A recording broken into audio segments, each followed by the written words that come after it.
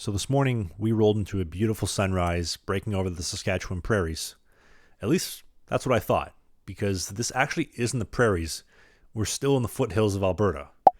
Last night, leaving Edmonton, we hit quite a bit of heavy freight traffic. And if you didn't know, in Canada, freight traffic reigns supreme, and passengers, not so much. Now, my dad worked for the Canadian Pacific once upon a time, and he always used to say the only time the passenger train was on time was when it was 24 hours late.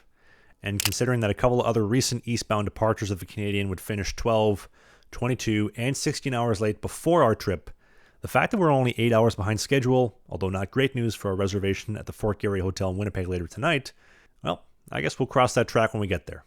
Or should I say, if we get there. My mother once told me that bad news was just good news in disguise. Was this before she abandoned you? Yes, it was.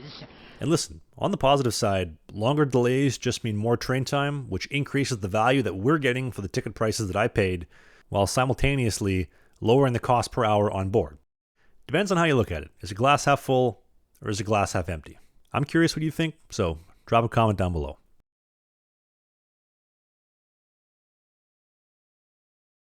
We would spend all morning racing past grain elevators, pushing past potash mines, which are actually Saskatoon's top export for those wondering. And by late afternoon, we'd begin rolling past increasing freight traffic, which, although might scare you from what I just told you about our delays from last night, but this is good news because that means that we are slowly approaching the Canadian National Freight Yard that is located just outside Saskatoon, which, interestingly enough, is where our station is located.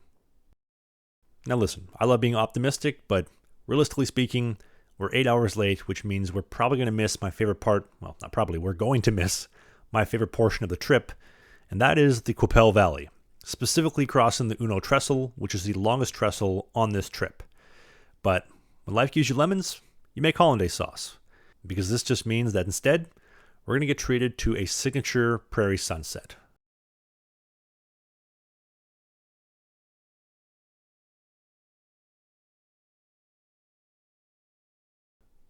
The red sky lighting up, stretching across the horizon as we would come into our second last stop of the evening for a quick engineer change